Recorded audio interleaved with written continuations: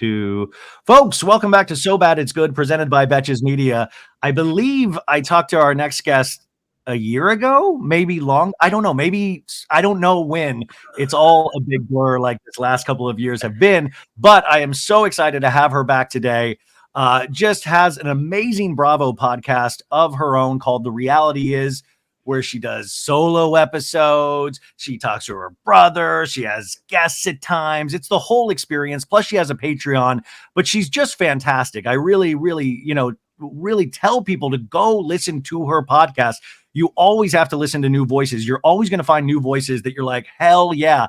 And last time she was on, I had so many people reach out to me and go, thank you. She's amazing. Thank you for introducing her. This is like something I'm adding to my podcast playlist. So we're going to talk today about a bunch of Bravo, probably a little pop culture, and we'll see what happens. So from the podcast, The Reality Is, Noor, welcome back to the show. Hi, thanks so much for having me, Ryan. I'm really excited to be here. I feel like the last time I was on your podcast, we were also talking about Real Housewives of New Jersey, and you may have asked me if I would buy that calendar that they did, that Easter calendar. Oh, the sexy man calendar with Frank Catania as the Easter Bunny.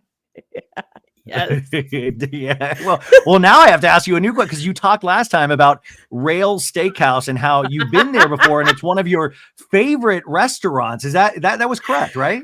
Ryan, when I tell you I've been there, like I was just there 2 weeks ago. Like I fucking love it's still standing. Wow. No, I thought for some reason it would have been burned down like a Horcrux or something, you know? No, I mean, I think as long as Teresa's alive, it can't die. I think that part of I think the Gorga Judice is like somewhere in there, like in like genetics is like Rails is tied to it. No, but I will not rest. I will not rest until the world knows what an excellent restaurant Rails is. Because people are like, they think it's like a fucking Chili's, and it's not. It's legit so good. Well, like right now, like if I had somebody that I wanted to fight with, I would go to Rails.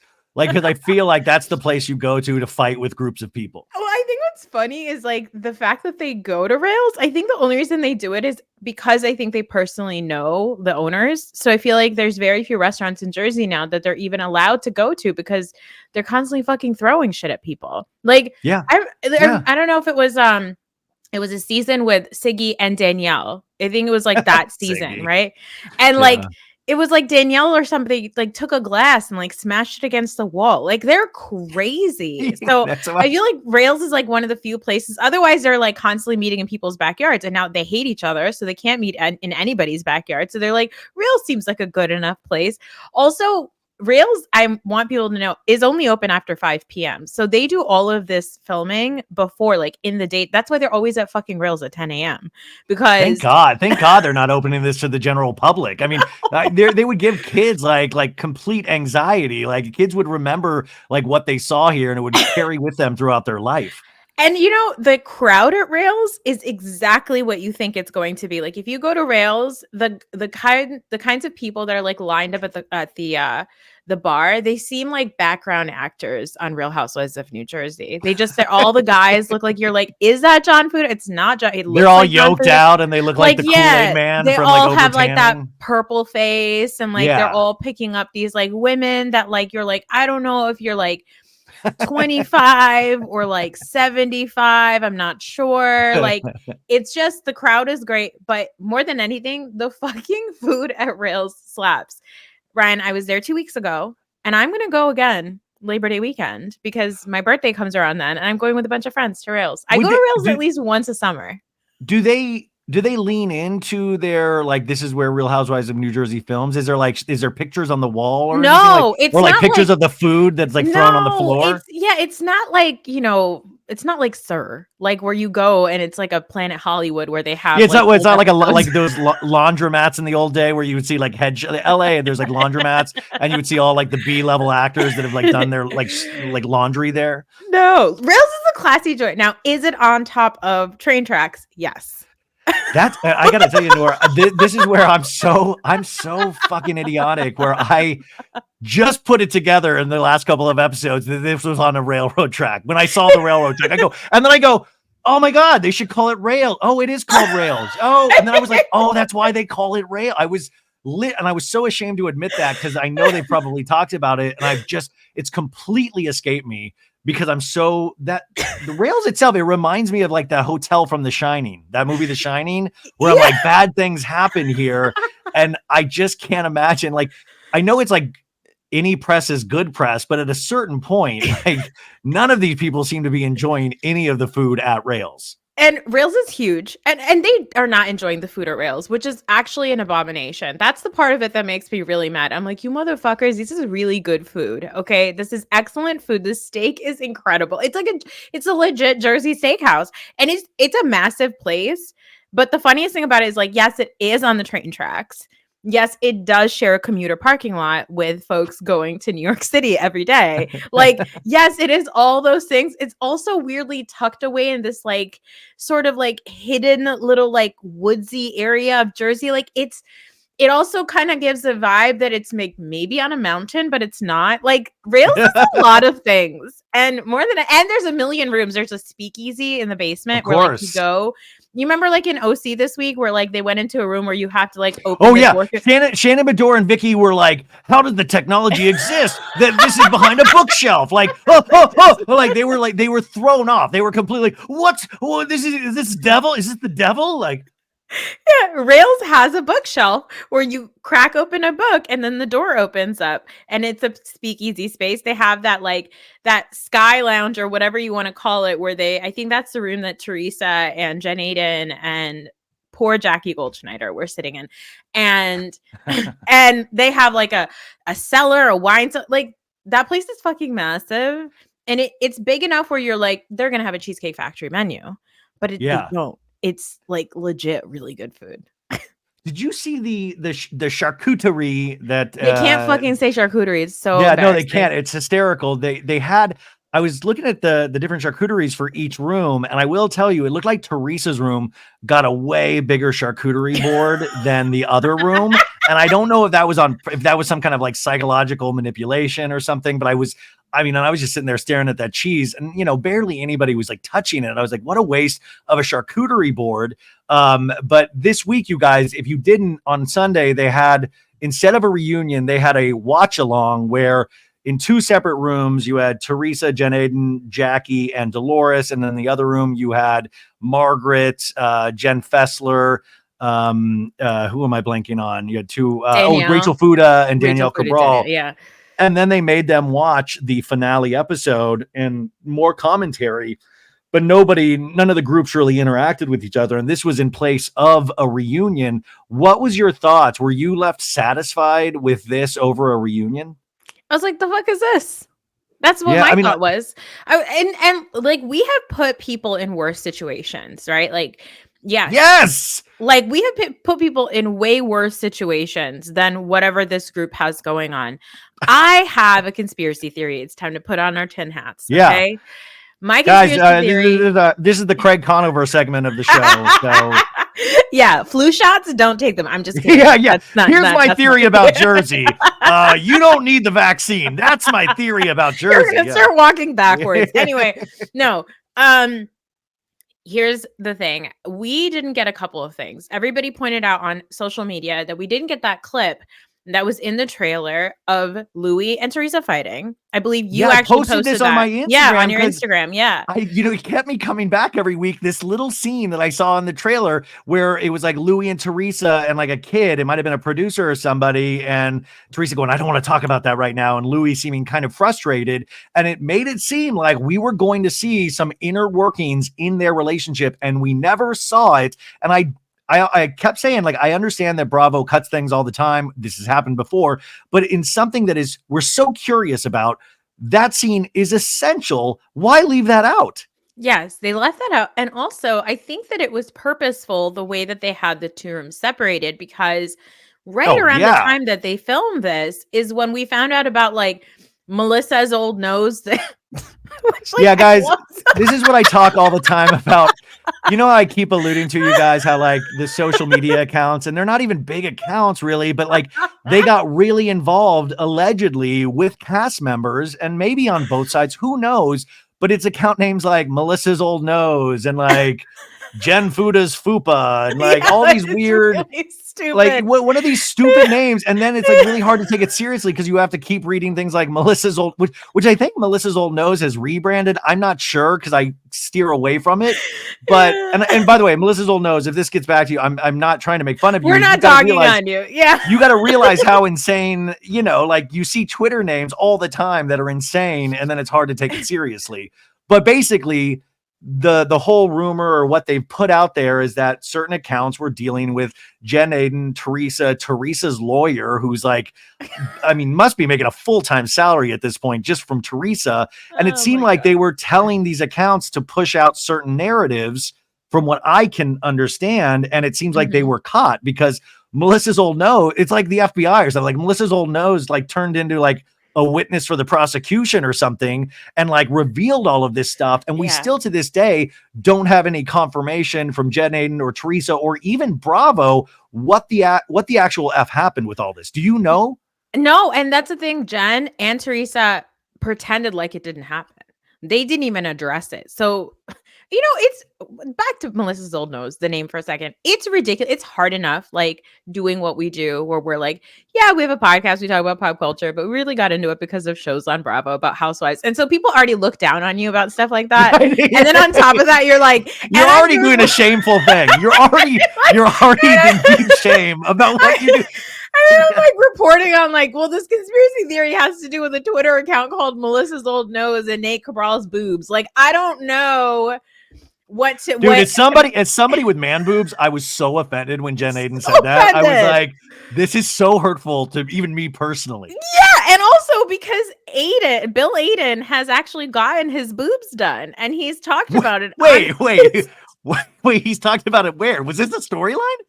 No, like not on the show, but you know, he does plastic surgery. So he actually has a video on his plastic surgery social media account where he is consulting with a client who is gonna get whatever the male breast reduction surgery is, which like shout out to everybody. If you can afford plastic surgery, fucking do it. Right? Hell yes. I have no issue with that. So he's doing it, and then he goes, and you know, this is something that I also did a couple of years ago. So Bill. And you know, this is the thing. How has this video not been passed around? Or has it, like, how has this video not been shared around? I think there's too many things.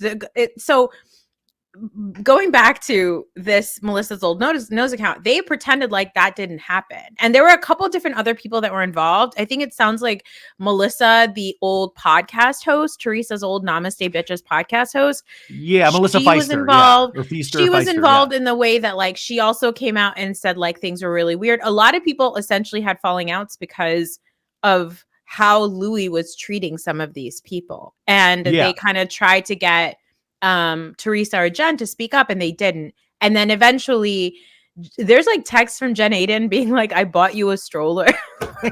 I bought you the nice stroller. I bought you a nice stroller and you did this to me. How could you do this to me? ? I bought you a nice stroller. And so like, I don't know so I feel like the other reason why they separated them into rooms is because Bravo doesn't even want to address that. And I think they don't want to address it because they don't want to give these accounts more like because you know Bravo will never give anybody credit, like even though your entire show is getting boosted by talk on social media, but Bravo is very careful about like not giving these small accounts any type of attention because whatever reason it is, right? So I think that was another thing, and I think that Bravo is, I've said this on my podcast, Teresa is not a smart person. We all know this, right?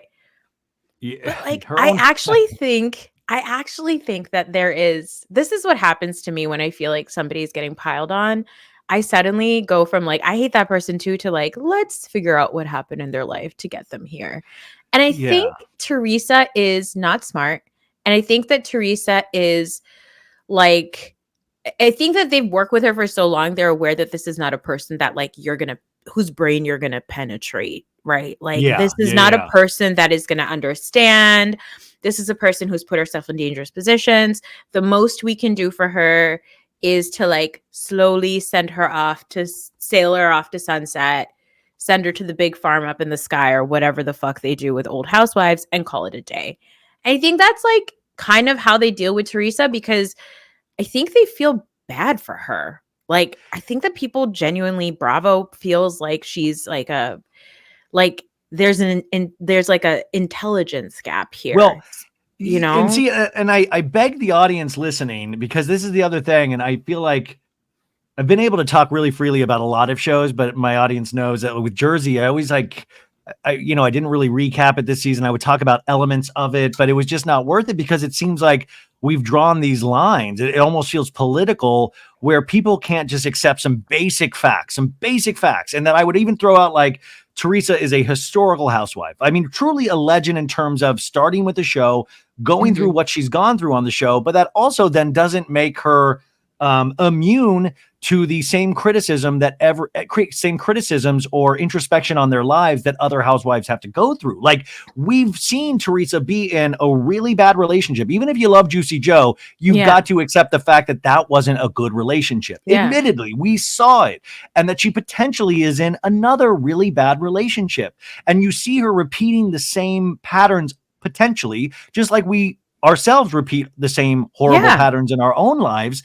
And the other thing that I keep saying, because I'm just like, if Teresa wants to be mad at anything, be mad at her friends that like pretty much like allege that she's a slow adult. Like they're like, oh, sorry, she's not going to understand this. She's not going to understand until tomorrow. Like if somebody said that about me, I would be so hurt. And like, I'm not saying that's the case, but it seems like all of her friends have no problem saying that about her. They're like, oh, she doesn't understand it right now, but she'll understand it later. Like she's in, it's like that scene in Steel Magnolias of like, drink your juice, Shelby. Like, don't talk about me like I'm not here, mama. Like, it's that. And Dolores, being the mama bear that she is she, that's why she rides for Teresa, because she's known this woman for her entire life. And I think that that's also part of the irritation between Melissa and Joe. That's why, like, Joe Gorga didn't have a lot of scenes this season, but every time he had one, he did make sure to talk about his sister, because I think Joe Gorga protected his sister to some degree for a really long time. And I think that he did it because he's not very bright either, but he might be just like the slightest bit smarter than her, like just like the tiniest bit. But also, is that Melissa's influence a little bit as well? I don't know, but I, from Melissa's perspective, I can also put myself in her position as a wife and say, how much longer is my husband going to have to be responsible for his like kind of slow sister? Like, that's not our responsibility anymore. She keeps getting herself into dumb stuff, and like, that's not our responsibility anymore. And so I understand that perspective too. And by the way, before the tree stumps come after me or whatever, I know I can already get people angered, and I'm like, but I can also say that I like so many elements of Teresa. Like, I'm not that. I feel like she's provided the show so much. And the thing is, like, the hard thing to watch with Teresa now is that Teresa's not fun. She's not fun. It's that's it all. So it all boils down to, and everybody thinks about like individuals, housewives, and characters when it should all be in the service of the show. And this was always my problem with Bethany Frankel, is that she thought she was above the show, and in a lot of ways she probably was. But then to badmouth the show and all of this stuff is that if you're no longer in service of the show, it's not the Teresa show, but maybe in some ways it should be. Maybe in some ways she does deserve her own show. And I'm not saying that other people are not at fault, because like Joey, like I thought that scene with him burning up the letter for the house, like so dumb. I feel like I've seen Joey do that scene over and over again in different ways. So it's not like he's not like participating in stupidity as well. But my big sense, even watching that watch along, was that they're even bored with all of this. They're even bored, like, and then, when they don't even want to have these conversations anymore, that I think we're at like some impasse. And if we're not going to be able to talk about the reality, by the way, the podcast, The Reality Is, Noor, make sure you subscribe. But if we're not going to be able to talk about the reality of these situations, what are we even doing here? Like, how fascinating it would be to have a storyline about Melissa's old nose, of like having to explain of like, I reached out to somebody I shouldn't have, and now they're blackmailing me. Like, I know that's completely fourth wall breaking. No, it's so funny. It's genuinely funny. It's as funny as what's happening in OC right now, which is like this new girl Katie's trying to talk about some paparazzi. Yes. And like she has the worst receipts in the planet of like receipt. Like it's just she knows the king of paparazzi, you guys. She knows the person that's in charge of all the paparazzi. Mr. It's Kodak all under himself. this one man. It's all under this one man that does all the paparazzi. But by the way, I love that storyline because it's so inane. And it's like, I like Katie. So it's like, girl, were you encouraged by the producers to like keep pushing? Were you like, cause it's not really good receipts. It's not really. And also I work under the assumption that they all call paparazzi on themselves. They all, you tell me Heather Dubrow wants attention? Where would anybody get that idea from? Like, of course people want to be photographed. Terry Dubrow on this last week's episode goes, I really like having my picture taken. Like, thank you, Terry. You didn't even tell us, but thank you for admitting something that we all knew. Yeah, and I think in Jersey, the problem is you could take something as silly as they were working with a Twitter account called Melissa's Old Nose, right? And that could be funny, but the problem is they do stuff like, this ruined my family. My children were traumatized. Like, were they? I don't think they were. I think it's more traumatic that you've been on this show behaving the way that you've behaved for as long as you have. Like, there's nothing that's coming out in the blogs that could be worse than whatever, right? But that's the other thing in Jersey they do, where they make it such a big fucking deal that you're like, this isn't fun. You know, can we stop saying blogs too? Like what blogs? Like they do this in Potomac and Atlanta. Like what blogs in 2024 are we like? Say it specifically. Twitter accounts, podcasts, like blogs. Like tell me what blogs you're looking at, because I would love to participate in looking at the blogs. But also the other thing too, and I don't want this to sound offensive, but like it's these accounts sometimes, and it's like, they maybe have like 2,000 followers or something. I'm like, how did you guys all get mixed up with each other? It's like, if you want like somebody with like pull, like go after the Crappens guys, like Teresa, try to butter them up. Like Jen Aiden, buy RHONY a fucking stroller. Like, come on, like do that, because that's real power and influence. So I sometimes stay away from that, because then you see that cottage industry of podcasts that just talk about Jersey. It's like they get all the Jersey people and all the, and you're like, do I want to play in that sandbox? And I don't think it's ever truly worth it, because we're never at the end of the day going to get the actual reality of that situation. Everybody's going to say everybody's lying. Yeah, exactly. And I think that's another frustrating thing about Jersey is like, even when Jersey isn't filming, even when it's not on TV or anything, like they're constantly, these accounts are constant. It's like Vanderpump. But now it's worse because at least in Vanderpump, it's like these people are out here in West Hollywood, at least like functioning around people that like at least are online, like very online. Like in Jersey, like you're not running into people. Like also they all don't live very close to each other. So they're all spread out. They're all spread out. So it's not like you're walking down the street and you end up being at the same restaurant. It's not even like it wasn't like Housewives of New York, where they're not bumping into each other at Rails on the No, they're not bumping into each other at Rails. Like they're doing other things with the word bump and Rails, but but certainly not bumping into each other at Rails, right? Like that's the other thing. Like you really have to go out of your way to fish for content with Jersey to like make it out of a thing, right? So like Teresa will post like a cooking video, and then like 3 months later, Melissa and Joe Gorga did like a Rao's tomato sauce. Oh ad. Yeah. And they were like, can you believe it? So corny. Obviously trying to be like Teresa making tomato sauce. I'm like, everybody eats fucking tomato sauce. Who cares? Let her get her bag. I hate, there are a couple of accounts that I actually like that you can tell are so skewed towards Teresa and stuff like that, where I'm like, and I know like none of us are journalists, but it's like, for me, I'm like, you guys completely lose journalistic integrity when you're going so hard. And I'm like, what are you going so hard for? Like what is good? Like, because I love a couple of the moves. If you look at like Housewives as like, plays and moves, I love some of the moves Margaret made this season, but I'm not sitting there every day posting like worship over Margaret. I'm like, it's, hey, listen, I've moved on to OC now. I'll move on to the next thing. And I'm like, why are we still hunkered down? Like, why is the war still going on? And I think it's because we don't have any kind of overall honesty about the situation. Now, Teresa, you guys she's pulled like a Khloe Kardashian, and recently this week has been posting a lot of things in her Instagram stories of like, sometimes you need to move on to see what it's really like to win. Like, and things of like horses like galloping on the beach, of like, sometimes you need to be set free, like stuff like that, where it almost leads you to believe that she is potentially leaving the show, even though I don't think they know what they're going to do with the show at this point. What do you think they should do with this show? I think that Teresa should remember the Manzos had their own show? Yeah. I think Teresa can go ahead and get a little spinoff. It'll most likely flop because they're not very interesting people. Let's be honest here. Okay. Give her a little spinoff, see how it does. Let the ratings speak for themselves. They're not going to be very high. And then, shuffle around the rest of the cast. To be honest, Jennifer Aiden, when she's not around Teresa, is a fucking blast with Margaret. She's really fun to watch. I can't stand how she is in terms with Teresa, though. It really, for me, like it really gets at me. And it to me, when you end up being a minion of some other character on any of these shows, it never works. Like it never works in your favor, because it completely, like it's almost how I feel about Lexi this season on OC, or sorry, Alexis. Alexis, she rebranded as Lexi this week.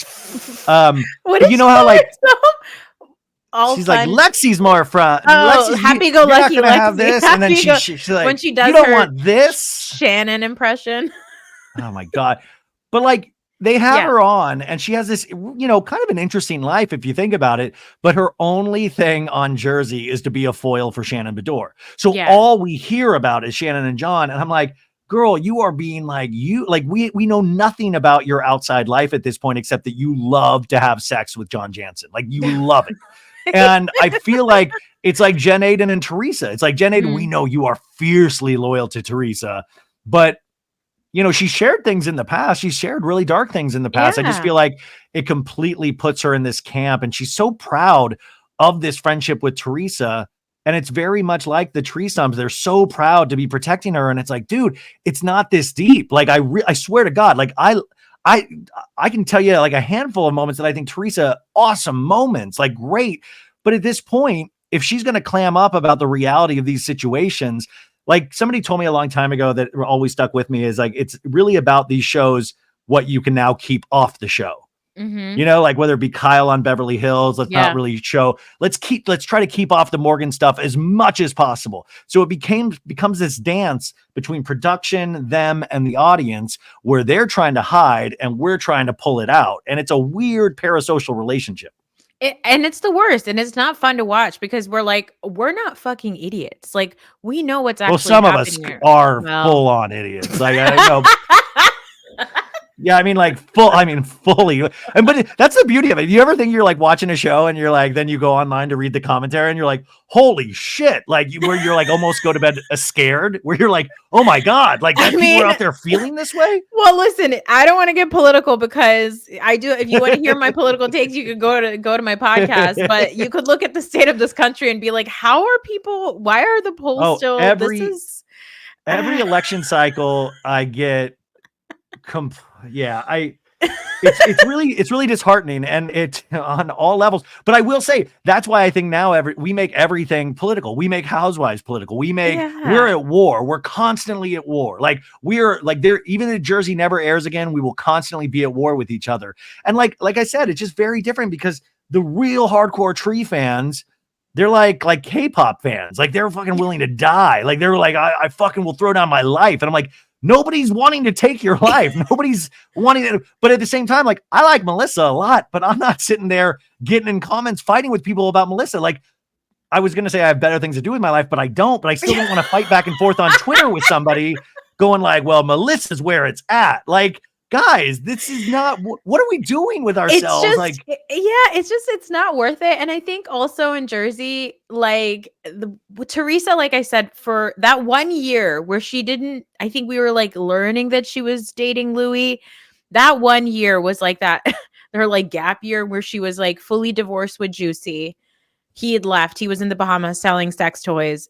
And Hey, you know me, I like a good tickle, and I have found that these products fit good up my butt. Like just like that's what she was doing. And then like she was fun. She was talking about like I remember they went to like a lake house or something, and she was like, yeah, did anybody bring any gummies? Like she was I remember that. That was so she fun. was so fun, right? Yes, I do remember that. And so I feel like that's the part that it suddenly goes away, because I genuinely think the other thing is it is stressful to be on a show like this. I think that Teresa takes everything that's in the press about her very, very seriously, but she also recognizes that this is her bread and butter. So like she has to continue on this show showing some part of her life so that she can continue to get this paycheck, because you know Caroline Manzo said this woman is a hustler. Like she is going to take care of her daughters for the rest of her life. Well, and now, I mean, now Gia's on the new Bravo show, Made in Manhattan, which they're still filming right now with Brooks Marks and some other Bravo kids. And I find that interesting that she's going in, like it's very Godfather going into the family business. And Gia put away her studies of law, and she is now like trying to be an influencer, trying to be a reality star. And you've got to like, I mean, I was thinking about this from a really trying to realistic place of like how much trauma Gia has been subject to. Like imagine as a kid, like the waking up in the morning, all of this stuff. But like imagine watching both of your parents, like what those kids, what those daughters went through. And it really breaks your heart. But at the same time, she's been raised by these people. So both of their influences are in her as well. And I do wonder what that does to a person, like what that does to a person. And then to see all of this happen and still go, yeah, I'd like to be a lead of my own show. Like, that's really interesting to like think you watch, you know, people can make the argument that part of the reason they went to jail is because they were so public on this show. Yeah. And I think that that's unfortunately the reality of their life, is that they made a lot of money. They also, you know, they're the children of cobblers. Like they did not have money. And so I think this is like this big, very multimillionaire American dream that they never thought that they were going to have. They're immigrant children. They weren't even born here. So it's like, for them, I think that is like, wow, we got rich really, really fast and we're really, really famous and we never want to lose it. And this is the only way. And, you know, maybe it's because the other one, the second daughter, I always forget what her name is. She's in Michigan, shockingly. And so she seems to be doing well with her studies. Maybe she'll pick up whatever studies, but like, I think it's just the fame is too good for them. And it's sad because it's good in their mind, but it's actually completely fucking them up. So yeah, there's got to be something that's so alluring, even in all of the drama, or maybe you just get so used to and addicted to the drama, but also like it does, like it raises so many questions, and the Louie of it all. Like, you know, we've heard a lot recently about like, you know, weird, like, you know, hey man, no matter how you look at it, your first instinct is that's weird. And I will say, weird guy. we've done this so many times in Bravo, and we've always like ignored our first instinct. Like I remember thinking this with Tom Girardi of like, hey, that's weird. Should a lawyer make that much money? Like, and I'm like, I know but that's weird. Or with Jen Shaw, like her explaining her business. And I remember going, that's weird. And then with Louie, like everything that came out about Louie, I think everybody was like, that's weird. But you kind of push that down, and what they present on the show as their narrative is a love tale like no other, a love story. And you know, listen, I'm enough of a Teresa fan that I want Teresa to be happy. It's no skin off my back. She's gone through so much, but then these things keep coming up. And I'm not saying that you can't have, I mean, you know, and all of these people coming forward, but it's not even just people or girls coming forward. It's business elements coming forward. And so it's really confusing because he seems like he wants to be on top of every situation. In fact, part of me was like, did you guys go overseas a couple weeks ago just so you wouldn't be here when the finale was airing? Like there are so many things then that everything seems like a conspiracy regarding them, because I couldn't tell you what the actual truth is, but it seems like there might be some financial issues. There might be, and then, you know, you hear Louie on their podcast talking about the girls going like, yeah, go out and party in a G-string. Like you're only young once. Go out and do that. I mean, these are great girls. And Teresa's like, yeah. And you're like, what the fuck are you saying? You think that Teresa's daughters should go out like with a G-string in a nightclub and do it up? And I'm like, that's wild, man. And then Juicy Joe gets involved of like, I know he says some weird things, but he's always been a good guy to me. And then I read the new rumor. I knew the new rumor was that Gia has access to Juicy Joe's Instagram account, and she's the one writing Juicy Joe's Instagram messages in Tin defense of Louie. hat. Yeah, I don't know, because guys, I don't know what the fuck to believe, and I don't really. At the end of the day, I don't care. But it's really fascinating that all of this stuff, like, you know, Juicy Joe can't even come back into the States. Like, Juicy Joe is like in a fight with Antonio Sabato Jr. pretty soon in like to make money. It's like so bizarre, and I don't know. Like, I just will say that sometimes your first instinct is the right instinct, and it doesn't mean that somebody's irredeemable, but it might not be the best overall relationship. And we've seen Teresa get suckered before. Yeah. But she has so much strength when she's, like you were talking about, like Jen Aiden, when she's by herself, there's so much strength. Yeah. When Teresa is unencumbered, like, remember that when she went and saw Juicy Joe with the girls for the first time? Was it like, and they went to remember Italy? that? Yeah. Yeah. And remember that night when Juicy Joe thought he was going to get some from Teresa? He's like, how you doing? And she made this, and guys, it was like this really intensely beautiful scene of like watching somebody, first off, watching Joe realize that his wife was not in love with him that way anymore. And for Teresa to actually kind of be able to try to lightly express that, to me, that was cinema. I was like, this is wild. And I was like, such a strong thing that Teresa did. Or even imagine her, like her prison photos that came out in like People magazine, where she was like the leader of her fucking prison group. Like, she was the leader. They were all surrounding her. And I was like, damn. So Teresa's not some like, and that's why I sometimes get offended that her friends like call her slow, because maybe there is a disconnect, but there's got to be a lot of strength to be able to be the leader of a prison gang. Yeah, I think also it's just I think her anxiety is so high, probably because she has been surrounded by chaos, like whether it's her ex-husband and now her current husband and all that kind of stuff. And she's got her daughters and she's got to raise them. And there's so many bills and there's constantly somebody coming after them. And to her, it's always people are hurting our family, when it's like, no, you have bad people in your life who choose to hurt your family. You guys make bad decisions, and that's how your family gets hurt. And that's the part where I think Jen Aiden is like, a girl is a little slow. She's like, she rides the short bus to Rails. Okay. But also Dolores does that too. Dolores does that to her. And by the way, but Dolores does that, but I was also so scared of any kind of misrepresentation of her and Teresa's relationship. I mean, she got so activated with Margaret of like, you fucking C word, you take that back right now. You like, she got so activated. And I was like, this is a real conversation between two people that know each other. But you know, I mean, think about it. Didn't Dolores not even show up to Louie and Teresa's wedding? No, Dolores was there. She was a bridesmaid. No, sorry. It was Manzo. Oh, Dina didn't come. Dina, that was who I'm thinking about. I think that there's too much shady stuff with Louie, and I think that the reason why Dolores also chooses not to say anything and not to get involved in that situation is because she's trying to protect her kids. Because let's not forget, Frankie. What the fuck is going on in her trying to protect her kids? No, like, listen, guys. Like taking hits out on people? No, you gotta go listen. There's like a 4 or 5 part episodes of 5 episodes of Louie Ruelas and the Bravo Docket did. Bravo Docket? And it's gonna blow I'm scared to listen to it. I'm scared I'm gonna be on a watch list if I watch it. It's or listen to it. Terrifying. It's really scary. Allegedly.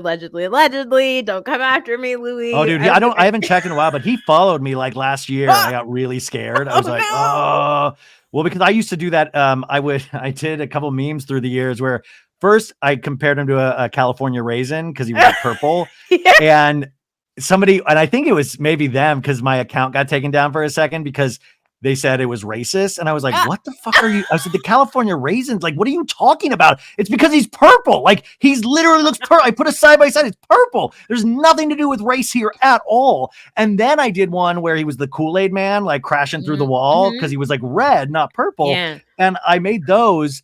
And I will say, I always say this on the podcast, like I met Louie at some reality event like in December, and we were outside smoking and he was there and he started a conversation with me, and I got it very charming. Like, was talking about his family, was talking about his dad, asked me about my family, said, this is Rodeo, is this where Pretty Woman was filmed? And I was like, wow, like, yes, it is, Louie. Yeah, yes, it is. You were like, you can wear my father's pajamas. Yeah, then he goes, I'm wearing your mom's funeral pajamas. Like, what, Louie? No, Louie.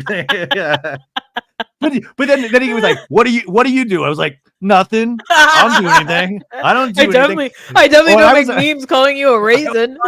And I was already so scared that night because it was like Tamara was there and Paige and Craig, who have both blocked me over the years, which has always bummed me out. Like, but like that was like it was like rarefied air. It was like the high highs, but realized that you were still a schmuck in those situations. But I was just saying, like, you know, if I didn't know anything about anything, I would have walked away from that going like, what a nice guy, man. Like Yeah. he even said, he was like, I'm just so happy to be here with my wife. You know, she gets so praised at these things and it's just so nice to see her get the attention and love that she deserves. And I was like, oh, that's really nice. And then, you know, I don't know, it was such a weird moment to, you know, like if you didn't know this reality show and you didn't know all of these accounts and you didn't know all of this stuff, you would think, what a great guy. What a peaceful, great guy. But then you have those moments on the show, like the last episode where he's like, I hope Margaret's son suffers. And I'm like, to let that mask slip like that, for somebody that's so careful to let that slip, that's disgusting. And for Teresa then at the watch party go, you know, well, my kid suffered, like you said. So like to not even like, she used to be so up on like, don't do the kid, like for now it's like tit for tat. I'm like, what happened, Teresa? Like you can at least, it's no skin off your relationship to admit that like, yeah, that was way too far. It was disgusting. I've explained to Louie why. Like those are the moments that you can stick up. You know, it doesn't mean you have to divorce him or not be in love with him, but you can fully admit that it was wrong.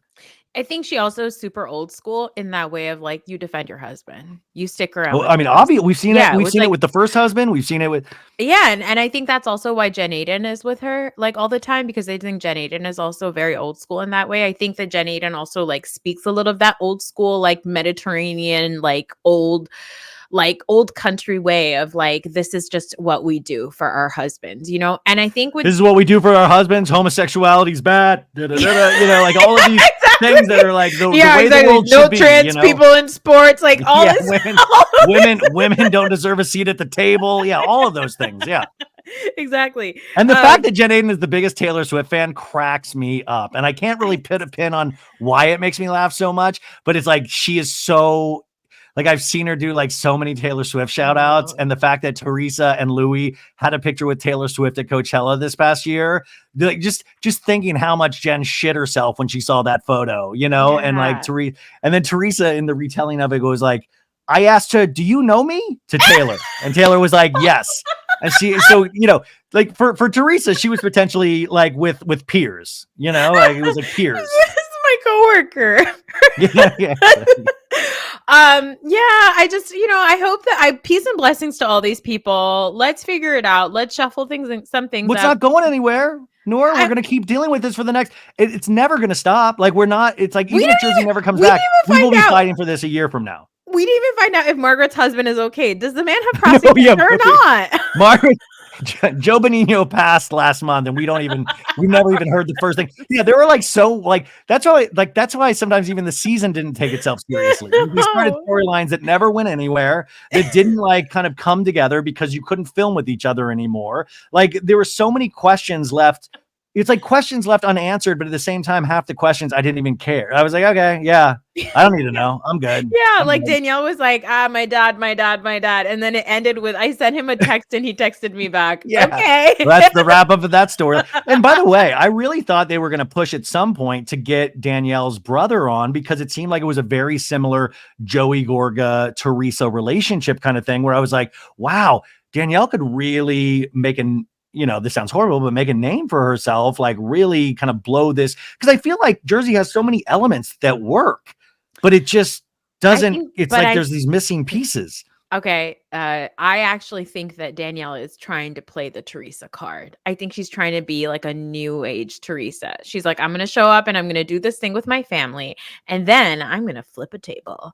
And then like, I feel like some of it might be real, but we all know from real life, I'm from Staten Island, that she wanted to be a performer. She wanted to be an actress. Yeah, she was on True Life, you guys. You guys know this by now. Life. She was on there, and I mean, she you could tell she wanted to be on some sort of TV. I think a lot of people that from certain towns want that. So it is funny to have. Yeah, I mean, definitely. I think she wants to be Teresa, but I think unfortunately, it's like wrong place, wrong time. You know, Yeah. you have to like be there at the right moment. And right now, you know, it's like you have like, I'm like, I don't even mind Rachel Fuda. I don't mind Danielle, but it's like you're then kind of stuck in the mire of Teresa and Margaret and Joey. So these other stories can't flourish at all. And these people have only been there 2 years.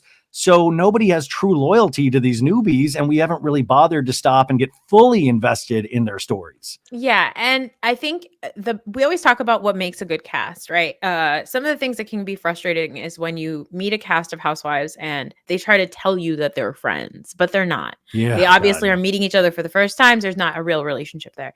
Jersey had this sort of like, we hit the jackpot with them because we were like, well, they're family. And so they've known each other a really long time. The problem that happened with Jersey is that when you are family, there is so much other shit and baggage that you do not have time to explore in a 10 or 13 episode season over 45 minutes with 6 other people on the show, that you end up into a situation where there's too much shit happening off camera and people feel like, I feel overwhelmed. Like, I'm like, I can't keep up. I cannot keep up. There's too much stuff going on. Right. So that's, it's like it's like when you watch Game of Thrones and you're like, how is this all related? How dare like you? They show like a ancestry chart and you're like, wait, what? Yeah. I mean, you know that Joe Gorga would have liked to dabble in some of that incest if he could have. I'm not gonna even go there. I'm not gonna. That man loves this. But I do wonder, like they always talk about the Teresa Joey relationship and how amazing it was. I'm like, I've never seen it. From day one of Joey being on that show, they were in a fight in the first episode. So I'm like, what was it, like a 10-day period that they got along? And then they just still talk about that 10-day period? Because from the moment we met them, it has been consistent war over a decade. So where was the close part? Because even in that first episode, they had been kind of semi-estranged because of, my father at the christening with Juicy Joe, like, and the dad liking Juicy Joe potentially more than Joey Gorga. But by the way, that was so real. That's why it was so amazing. It was you felt it through the screen how real this was. Yeah.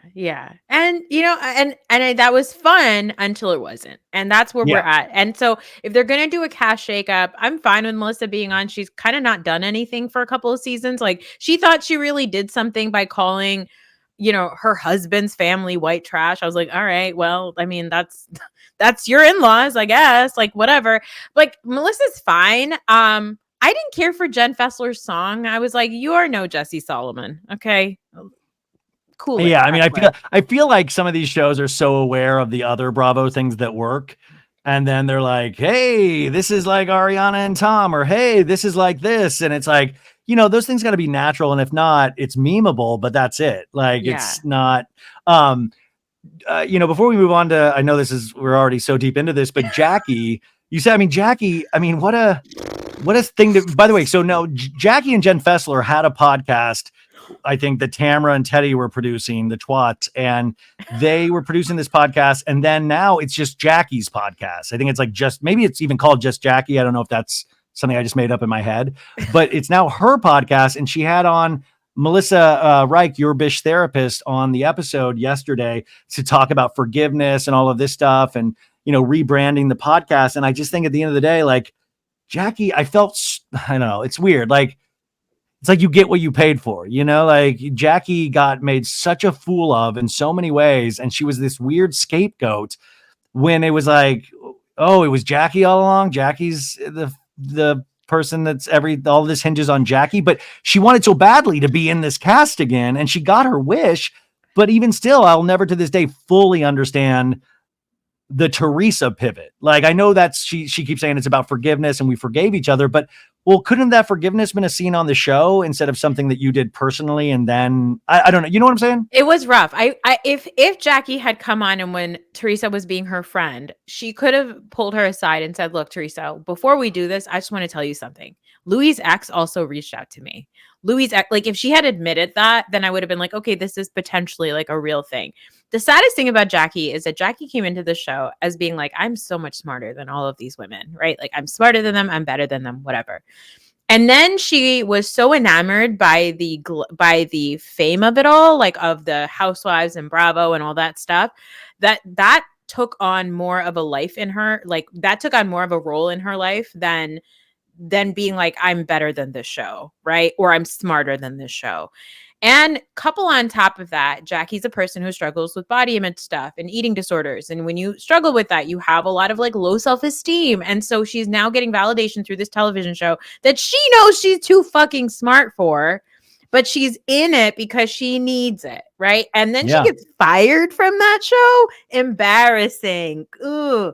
Then she comes back on and she's like really trying. Like, it's like you are, you know, it's like the harder you try to hold on to sand, the faster it slips out of your hand, girl. And like that is what happened to Jackie, and it is so sad. Truly, like somebody, I think it was Greggy Bennett, former, you know, friend of Jersey. Houses of Jersey. He said that she's like the Lindsey Graham of Housewives. It's just very, very sad. Well, I mean, that's her walking out of Rails restaurant where it looked like she'd been sucker punched, and I was like, God, it was so. And I was like, I was almost waiting for the Bravo editors to like put fart noises underneath. Like, truly, no. And by the way, that kind there of is a meme. There is somebody made a reel on TikTok or something of Jackie walking with fart sounds coming out of her. It's so sad. It was like I felt like it should have like the Curb Your Enthusiasm music, like dun, dun, dun, dun, dun, dun. And it was like this whole season, you know, Jackie was this triumphant return, and like I'm gonna be friends with Teresa now. And then she got made fun, you know, a fool of through Margaret, through her text messages about Dolores. She got like revealed at the end. I mean, it was just never. And then at the watch party, she comes in and, you know, like is all, you know, trying to make things right. And I'm not going to talk about it. I'm not going to speak badly about anybody today. And I'm like, girl, whatever. But this was a huge L in a lot of ways. So I hope she's able to make some sort of positivity out of it, I guess, just because I don't dislike Jackie at all, but it just made me sad because I was like, this is, you got the show, but this is what you got it with. Yeah, very depressing. Very poor Jackie. Just, you know what? Live your apparently unbelievably rich life and just I mean, mind like your business. Yeah. Apparently she's the wealthiest one on that show. She's got like and generations hot of husband, family money, kids. hot husband, good kids. Like, what more do you want? So well, what? that's the thing is that it's like that's with Frankel that I always talk about is that we watched her on RHONY, you know, build up this business, and I thought, wow, like look at this, like what a hard worker building this business, and then she sold it and she made all this money, and I was like, wow, she did it. She's wealthy now. She's rich. She's richer than all these housewives. And then you realize as time went on, it wasn't about the wealth; it was about the fame. Like she, like there's a dark hole, like a empty hole in her that can never be filled, no matter how much money she has, because she wants to be, you know, eating with her mouth open on TikTok. And that means more to her than being able to provide for anybody for the rest of their lives. Like that's what she wants. She wants to be in the mix. Like people are like, I miss Bethany on Housewives. Like she does a Housewives show every day on TikTok. She's always fighting with somebody. Like, you know, like Chanel's the representation of Jill Zarin. Like it's always some new drama that happens in her life. Like it's always something. She got into a fight about chicken salad. Like, of course she did. Of course she did. Like, I mean, if like that's, and the fact is, that's another person with an intense fan base, not an insane, but like they'll stick up with her no matter. I'm like, can't you look at it objectively that this is sort of funny and that this is another pattern that we see repeated? Now to move to OC really quickly is what are you feeling about this season? I love it. I actually loved last season and I love this season of OC. I think it's great. Fantastic. I think that you really have to be doing something for people to hate you more than the lady that got the DUI and almost killed her dog. You talking about Tamara? People. Yeah. Like Tamara, I get it. I just want to say, I get it. When you have a friend who's a hot mess and you're like, I'm constantly fucking picking up the phone for this person. I'm so annoyed. I'm so annoyed. That I understand taking space from that person. But Tamara always goes a step further where she's like, I'm not only not going to support you anymore, I'm going to ruin you. Yeah, I'm going to roast you like Don Rickles every time you enter a room. Go, shouldn't you be drinking vodka right now? Like, I can't believe you didn't bump into something on the way here like your car did with that house. Like she really... She goes for the jugular in times that it's not necessary or not needed. So it always upsets the rhythm of things completely because Shannon just sits down and she's like, you fucking drunk. Like, lie. And you're like, Shannon's like, hey guys, nice to see you. And then Tamara's like, here's the girl that your ex-boyfriend is fucking, Alexis. Remember her? I hated her for a long time, but I made up just in time to bring her on the show and ruin your life. And like, Shannon is a mess. Okay, we all know I this about know, and that's Shannon. but you root for messes. You root for the Yes. underdogs, and every time. And Tamara's like a career housewife. She knows this. She does a show about like looking at housewives and how they move. She knows, and I sometimes wonder. It's like I think that's really in her, that kind of nastiness. But I also think there's a razzle dazzle element of like we're gonna give them a show, and Yeah. so to me, it's never about real friendships. Like I've said this a million times.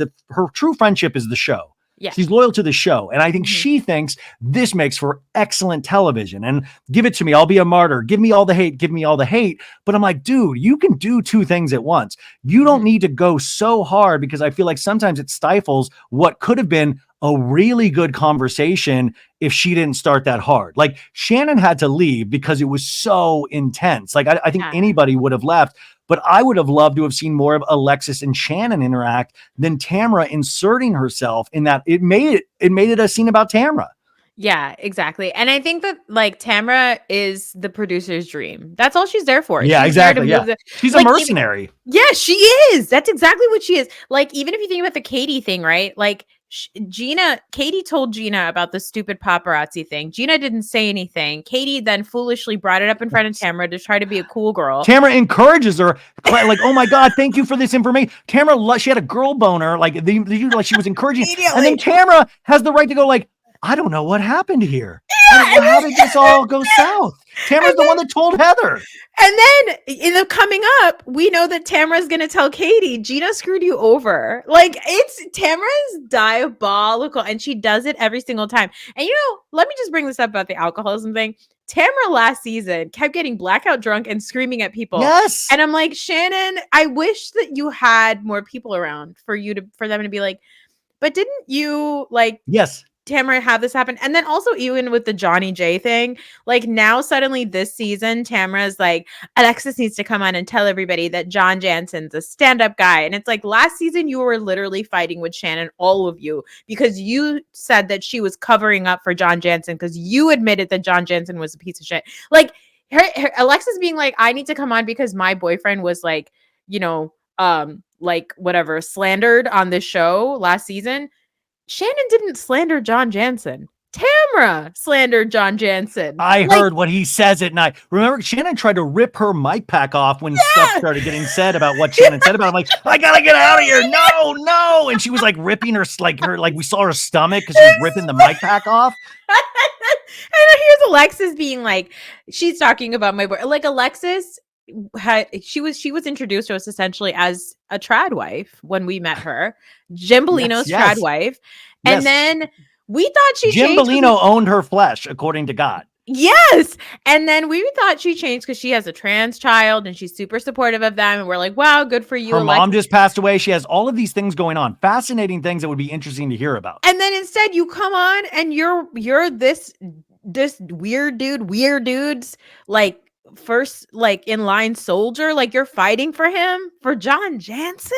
Well, she has that look of like, and I think we've all been there at some point when you're like, you think you're like so in love, like you're high on that love. You're like, I've never felt so more pure in my life. It's like how people in cults talk. Yeah. Like it's like Nixium. You're like, oh, Keith Raniere taught me how to play the best volleyball of my life.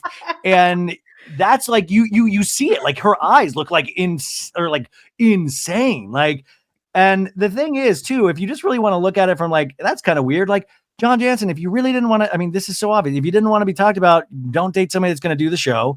Then don't go on Carlos King's podcast, even for a guest appearance. Just shut up, because I'm not keeping the John Jansen conversation going. Like, I don't want to be talking about John. I'd rather be yelling about Tamara. But like, if it's going to, like, I didn't sign up to watch The Real Housewives of John Jansen. No. Like the fact that it keeps getting brought up in a storyline, I'm like, dude, if you really, and like your reputation with what?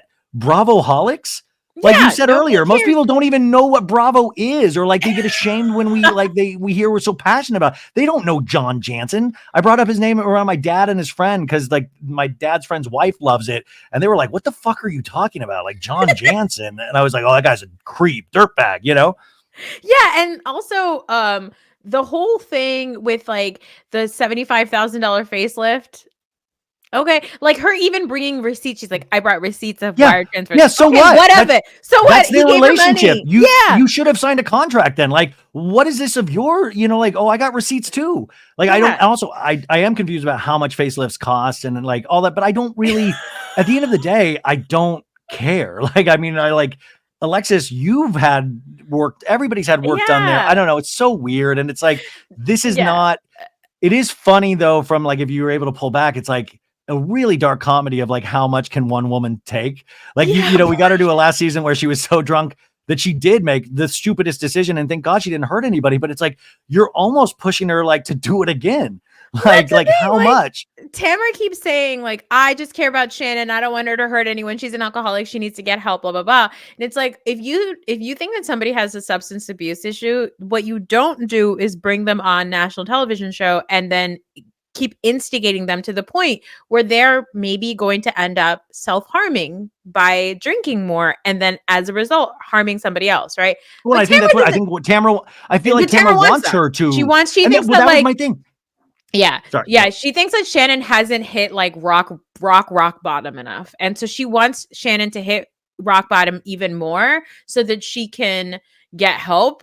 But like also Tamara's the worst. Like you can't talk about alcoholism when like you literally brought on people and tried to get them drunk. You tried to get Kelly drunk, you try to get Gretchen drunk. Like you are a bad person, Tamara. So you are Yeah, not the person to be but to doing try to this. claim the moral high ground because you backed out of a Teresa Mia show, like I mean, that's even, there's so much weirdness in there, like trying to claim this moral high ground that she definitely doesn't have. Like, she's not a reliable narrator in any sort of No. way, but then to try to treat herself like that when we've seen her playbook season after season. And that's like, you almost wish there was another Tamara on there to be able to like go, yo, have we not like put it together that this happens every season? Like this Yeah. has, she went against you last season for this. And by the way, if Alexis goes back next season, Tamara will go against her next season. Like, it's just like, it's like the change of the seasons. It just, Yeah. what Yeah. happened? And Emily and Gina tried every time, but they're like just maybe not bright enough, or they like Dude, I always like Gina fumble this it. season. Do you? I mean, she's really throwing everything against the wall, and She really is. I it's mean, funny. she yelled at this like almost homeless woman who obviously is not actually homeless. I think Jen and Oh, Gina Jen. is Yeah, I was so like, funny because yeah. I think the same way Tamara can't stand somebody like Shannon who is wealthy and pretty and has always had somebody come and take care of her.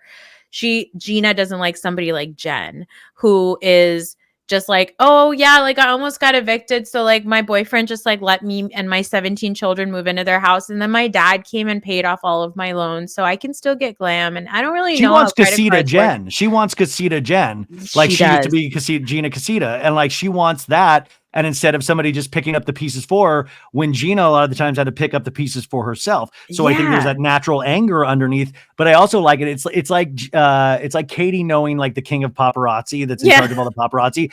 I love that Gina presents a real estate world that, like we all know each other. And now Yeah. I'm like, I'm getting blacklisted from real estate. And I would love if real estate really worked like that, because that Yeah. makes me laugh to no end.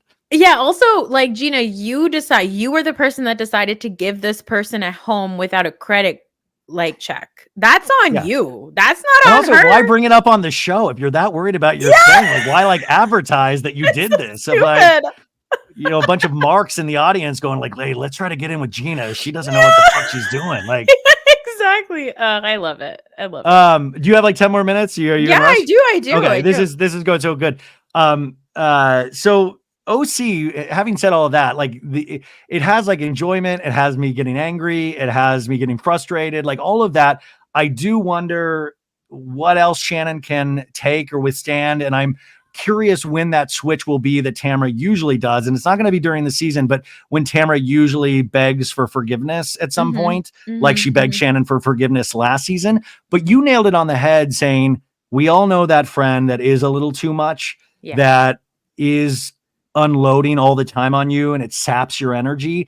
But at the same time, sometimes you need to either A, love that person harder because they really need it now, or B, just shut your fucking mouth on the show about it because this is a real life situation. Yeah. And that's when you think like, man, there really must not have been a very real friendship in terms of Tamara and how she looked at it, because to me, that's kind of unforgivable after you've hit a house with a car, you've been publicly humiliated. It is all your own fault. And she knows that, but then to keep turning the screws, like you could just shut your mouth. I think about like Tamara and Vicky and how they've had so many ups and downs. I mean, Vicky, people forget, was like in on a Vicky. cancer scam, guys. Like, Yeah, I mean, well, that's the funny thing. Like, I love watching Vicky this season in this small role, but it's even hysterical. She goes into that dinner and she's like, Alexa's being a bitch. And then at the end, she's like, women, we can't talk that we all love the Lord and we don't talk like this.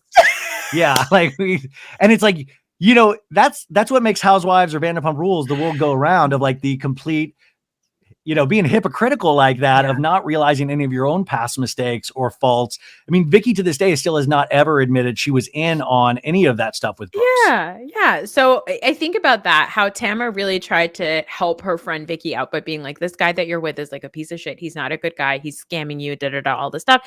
And Vicky never listened, right? And they had their outs. They fought with each other.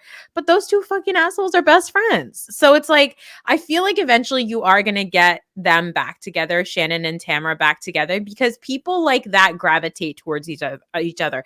Tamara in her real life probably is, we know she's a mess, but she thrives when she is around people who are also messes.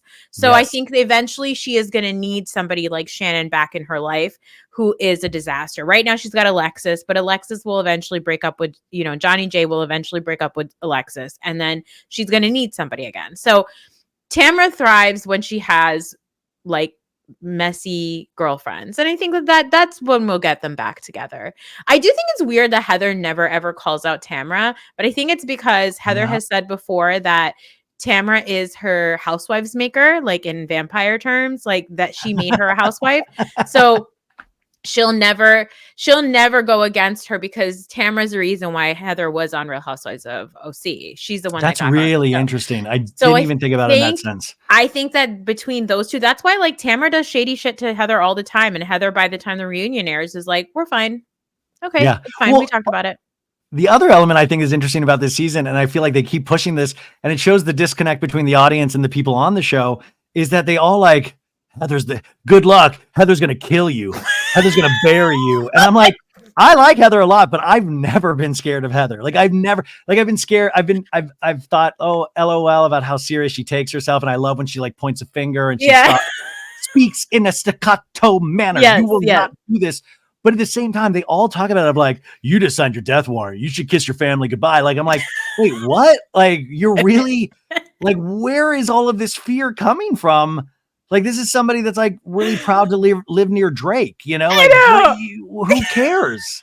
They're like, she's in cahoots with Louie Ruelas. Like, you're never going to see your family again. Yeah, it's so funny to me, but I think it's just because she's rich. Because ultimately, like, the hierarchy, wealth is power. The higher, and that's why Heather is in a fight with Katie, is because Katie has wealthier friends than Heather. Like, Katie knows the Real Housewives of Beverly Hills, and so Katie's, but even Sutton's like, I would never go against no Heather to bro. No. And I'm like, oh, Sutton, you're not scared of Heather to bro. Are you kidding me? Exactly. But I think the funniest thing between those two is they're talking about this stupid paparazzi fight, but really what it is that Katie is friends with people on a show that Heather tried to go on, but they didn't get her on that show. So now Heather just hates Katie because she's like, you have the friends that I wanted as coworkers. And like, so really that's all it is. That's why I would love to see Heather on Beverly Hills. Like, try it. I would have no problem with that. I would love to see how she interacted. I would love it because she would like flounder a little bit, because the thing on Beverly Hills is that you can't be somebody like either you have to be somebody like Sutton, who is so fucking rich, right? But and also there's a little bit of a screw loose. So like in a funny way. Yeah. Yeah. Or you're somebody like Dorit, who is like obviously broke, but like thinks that she's rich, right? Like you need those two extremes on Beverly Hills. And with Heather is really rich. She is so rich, and she doesn't shut up about reminding us how rich she is. And that to me is the OC flavor. I don't think that works on Beverly Hills. Because if you go on Beverly Hills and talk about how much money you have, I know you're broke. You know what I Yeah. mean?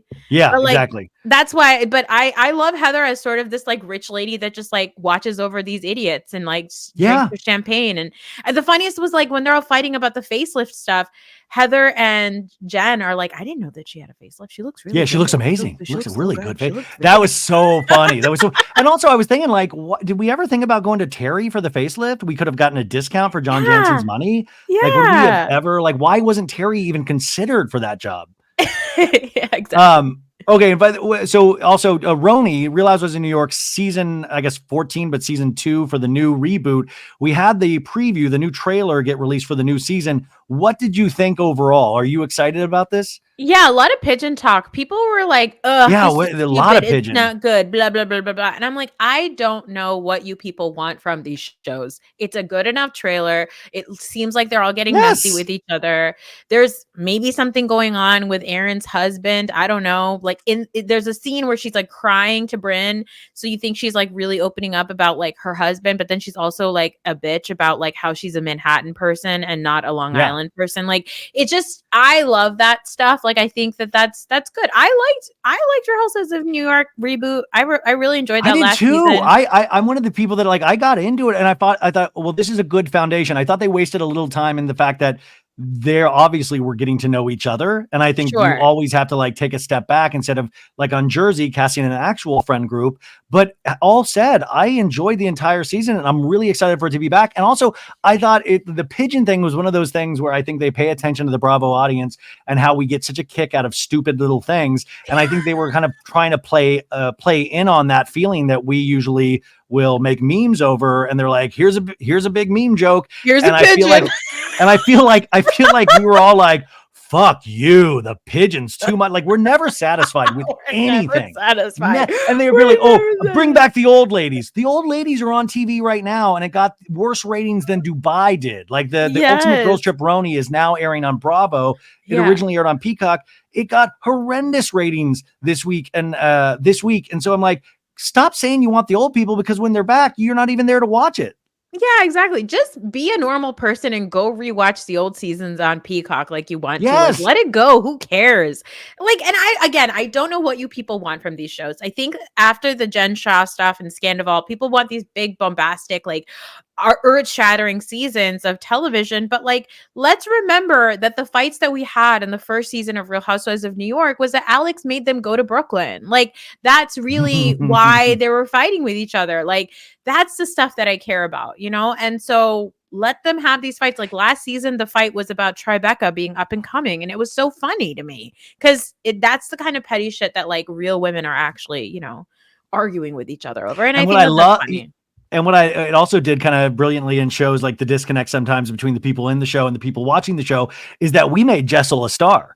Like Jessel, like everybody thought, and especially Sai was like, oh, this is the weak link. I'm going to pick on her. And then the audience saw Jessel was like, you're amazing. You know, and nobody on that cast expected it. Like you could tell just how they treated her. And then to watch the audience react and they saw it. And then they had to give Jessel respect all of a sudden. And I'm kind of excited to see that flavor as well this season of how like they really picked her, like, you know, especially Sai. I'm really excited to see how that relationship changes. Yeah, for sure. I mean, Jessel started as the girl that threw up at the premiere party to yes, I was sitting next there. to Andy. I threw up at that. I threw up at that premiere party too. Actually, I mean afterwards, not there, but I was there. But that was I didn't even know them as like. I mean, I knew they were the Housewives, but I hadn't seen a clip or anything of the show, so they were all there. And you know, like I was excited to be there, but I didn't know who they were to become. You know? Yeah. So I mean, I'm excited. I like it. I'm a little disappointed that it turns out maybe Jessel's husband is like an Elon Musk fanboy, which I was like, oh, I know. That wasn't great. I was like, I've never seen people like come at a person faster. Like that is how you will lose your audience, Puvet. Like we loved you, we fought for you with the whole like your travel going to Vietnam for food, thing, like and now totally normal. You're bashing Beyonce and you like Elon Musk. Go fuck yourself, sir. I mean, you know what? I will say that like. Can't we all agree that Cybertruck is ugly as hell? It's like, so come on, ugly. man. Wait, like, I mean, no matter if you love, it's like, I feel like Elon has like the same like Teresa inspired fandom. Even if you fucking love Elon, can't you admit that that's not what the future should look like? It's like, I laugh every time I see it on the road. And like, I get like, I it just looks so. And I'm not trying to be mean. It just looks bad. No, it's hideous. Now, I do have a Tesla, and I love it. I like normal Tesla. No, Great I like Tesla. normal But the Teslas. I'm talking Cybertruck, Cybertruck. my brother and I were talking about this, and he said, "Doesn't the thought of the future excite you?" And I said, "No, it gives me anxiety because the closest thing I have to what the future is going to look like is a fucking Cybertruck, and it is terrifying." The only people I know who like Cybertrucks are my 10-year-old and 7-year-old sons. And so, like, that's your sort of threshold of fandom there. It's like, well, you know what? I mean, I'm almost comforted that like young people, because it's like when you watch the old Star Wars movies and then the new prequels came out and I hated it, but like kids liked it. So I'm like, well, at least they have their version of Star Wars. So maybe at least the kids have their version of the future, but I hate it. It's not what I imagined at all. We probably don't have time, but I know in the last episode, which you guys make sure you go subscribe to this podcast, you were talking about the Blake Lively situation, which really reminds me so much of Housewives fandom and the ins and outs. And this is a movie that I only recently learned was about DV, was about domestic violence, which is, obviously a very serious topic. I didn't really have a concept.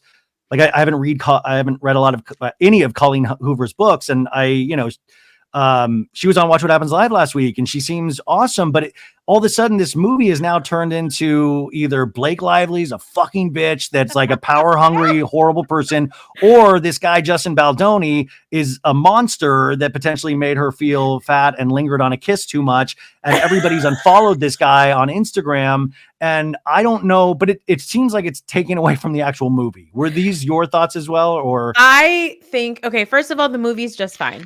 The movie's just fine and the book is just fine. I heard the book. I listened to the audiobook and I went to watch the movie. The funniest thing about it is that Blake Lively is promoting it like it's Barbie and it's a movie about domestic violence. Yeah. And Justin Baldoni is talking about the movie as it is. And so, yeah, there is this sort of thing of like Justin Baldoni the rumor is that he directed the movie and his cut was a darker cut and Blake Lively and Ryan Reynolds took creative control and they shouldn't it be a darker cut? Shouldn't it be a dark movie? If it's about and so the problem also is that Colleen Hoover has previously this is now going into book talk, you guys.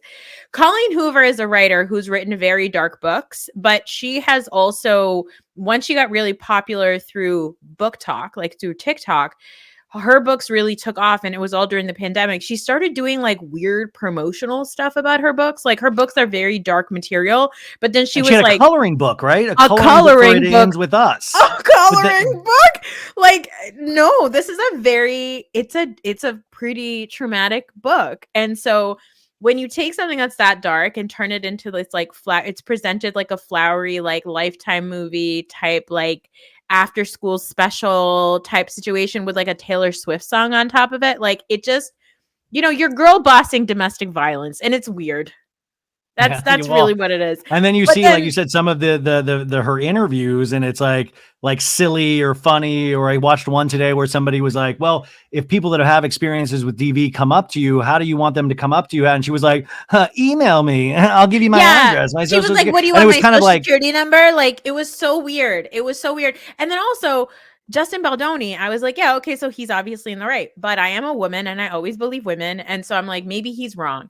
And then you find out that he hired like Johnny Depp's crisis PR team recently. But okay, I feel like the truth probably lies somewhere in the middle too, because Justin Baldoni's the director. He also was the one that bought the property in the first place to make the film. Yeah. Then Blake goes in there, and Blake is an artist, considers herself an artist, wants to be involved in every aspect of this. I think there was like a little fight with like the edits of the film. And Ryan Reynolds, of course, we know what a promotional machine he is. And I'm not bad-mouthing that. But I'm bad-mouthing he's a promotional machine. I'm shocked Deadpool isn't in with us, but honestly, yeah. But they seem to be this power couple. And then, of course, you have Taylor Swift being one of Blake Lively's best friends. And you know what a girl boss Taylor Swift is. So there is this element, but I hate that we do this with females all the time. Like I'm reading this book about Stanley Kubrick, the film director right now. Oh, nice. And he was insane. Like in terms of like how he wanted the final product. Like it took years to make his films. He drove everybody to madness. Like we got to work better. We got to do this. It's got to be this. He would do 100 takes with every scene almost to get it the exact right way. But we celebrate Stanley Kubrick as this like genius. I mean, he's passed away, but he was like a genius now. And it's like, well, here's a woman. I mean, Now, I think the problem is she wasn't the director in the first place, so that could be but shouldn't we celebrate people that are trying to get, I mean, I haven't seen the movie. You have. Nope. It's me. You say So it's mediocre. yes. So yeah, I gave the book a 3 out of 5 and I gave the movie a 3 out of 5. Like, it's fine. You don't go to the theater for it. It's wait until it's streaming. Okay. But that's all fine, right? Like, I think that if it was Blake Lively who is like, I took more of a control because it is a book and a movie about a woman's perspective, I would say, yeah, absolutely, she should. But the problem is you got the harring of like Ryan Reynolds, like fucking, like, why is he doing interviews? Why is he interviewing the cast? Why is he asking them stupid questions? Like, it just felt very much like it's not Blake Lively who is trying to get in. It's more Ryan Reynolds and Blake Lively as a brand trying to take over this movie. And that's the part of it that gives me the ick. Cause I'm like, and I think a lot of Yeah. people pick up on that. And so that's the vibe before you even see frame one of this movie. Yeah. People are like, oh, Ryan and Blake at it again. And it's like unfortunate because the reality of that situation might even be like, Ryan is completely in love with Blake and Blake was having issues and asked him to come aboard and help fix this. So you never know what that reality is, but it is interesting is that the conversation has now completely gone away from the film and it's from this stuff that we will never potentially know the truth of. And we have to make somebody the villain and we have to make somebody the hero. And that's really, to me, really sad. Like I go on TikTok and I've gotten all It Ends With Us feed now. And these people that have never made any sort of movie in their life of going, this is what this one girl who was like, since I started making these videos last week, my mental health has completely been destroyed. I've disabled my comments. I'm trying to get this information out to you. I'm like, dude, just get offline entirely. Like, you're not even an entertainment reporter. She's like, I work in publicity. I don't live in Los Angeles. And she seems like she's been through hell. And I'm like, she's like, ever since I started uncovering this and I would get DMs. I'm like, do you know how many people have sent me DMs that have been like completely not true? Or like how many times like even the cast of Vanderpump Rules has completely lied to me? Like, you know how much shit is like, we'll never know the truth, but like, I just think the focus, once again, we've made it something completely. It's very Don't Worry, Darling. It's shades of Don't Worry, Darling. All I need is, but Don't Worry, Darling was like a dystopic Black Mirror story, you know? No, but like nobody even cares what that movie was about. All we really cared about was like the Olivia Wilde and Harry Styles and like did Harry Styles spit on Chris Pine, like all that shit that came out of like the film festivals. I think that's really what we're chasing because the movie is fine. The movie's whatever. If the movie was like insanely good, it would be a different conversation. Like, but this isn't probably not going to be nominated for Oscars. No, and I think that Blake Lively thought that it was going to be. I think that's what she presented the movie as. But I think the thing is, again, tinfoil hats is, are we really doing it for real, or is it really all happening because they know that it gets people talking and gets people into the theater? So I just feel like at this day and age, like any press is good press, but at the same time, I don't agree with that. Like I hate when I'm hated. Like it makes me feel really bad. Like, I mean, like I can't pretend it doesn't. Like I have to ignore shit about myself. And I'm like, oh, it really bums me out. But like, yeah, like I wouldn't want to ever put out a false thing just to like get people to listen to, like, this as well. Like we could like do things and tricks for our podcast that could get people to be there like that. We could say something so insane or get a guest on or a Jersey housewife that would say something so insane that you could like get automatic downloads and people would pass it around. Yeah. But I don't want to work like that ever, I know. But they do. And that's why they're Blake Lively and Ryan Reynolds. And that's why we're us. That's the magic of movies, you guys. Okay, her name is Noor, you guys. The podcast is The Reality Is. You can get this podcast on all outlets, but if you're listening on Apple Pods or Spotify, make sure you rate it 5 stars because what that does, it affects like placement. Like when they suggest other podcasts you should listen to, if you say you like listen to Crappens or Kate or Danny or whatever, at the bottom it was like put those. So that's where your reviews go to. So The Reality Is can get better placement and more people can listen to it on a weekly basis. And not only is that show there, but there is a Patreon as well at patreon.com /The Reality Is pod. And what do you cover on there? So I do all of our episodes there's an ad-free feed and we do all of our video episodes there. And then anything that is scripted, we put on the Patreon. So scripted television shows, we did House of the Dragon, all that where I owe everybody a recap of The Bear season 2. I actually have been literally savoring each and every episode of that show. So I'm really late on it. Wait till you get to season 3. Oh, sorry, not season 2, season 3. Yeah, the latest season. I've been savoring it. I know it's not everybody's favorite. There's a lot of hot takes about the bear, but I mean, like I burned through it all in like one weekend, and there's so many things I love about the bear, and I think the third season there's like just a masturbatory element to it where I'm like, where like like this is a 30-minute comedy, and like I don't know, and by the way, like some of the best music placement I've seen in TV in terms of like it's all the songs I love. Yes, it's all the music that I love. Gorgeous shots. Like I'm like, this is giving me vibes of like being like driving down the parkway in the early 2000s, coming home from school and like listening to like Broken Social Scene. Like this, it gives me all of those feelings. But yeah, it is definitely a little bit like masturbatory. That's a really good way of putting it. But yeah. So we do all of we covered The Crown, all those kinds of shows that are wonderful, and we'll watch movies and we'll cover it there. So all that stuff is over on the Patreon. So well, this I Noor didn't know this, but I came from therapy right before this, so I was like really not in a head. I was like, oh God. And then this has been such a great conversation. And that shows you why you should go listen to her podcast and go support it. Cause I had a blast. Thank you for all of this time. Cause I know we went way over, but man, I needed this. So I think everybody's going to love this. And also if you're a tree stump, take everything with a grain of salt. Just because we feel one way doesn't, go to therapy like I do. Be told I always love when I'm in my therapy and I'm like, am I insane? Like, is this too much for you? Is this like too much right now? Like, she's like, no, there's been worse. I'm like, okay, well, just let me know.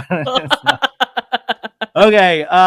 But come on anytime. This was amazing. Oh, awesome. I'd love to have you back on my podcast. Yes. Anytime. Anytime. We'll schedule that. Yeah. Thanks.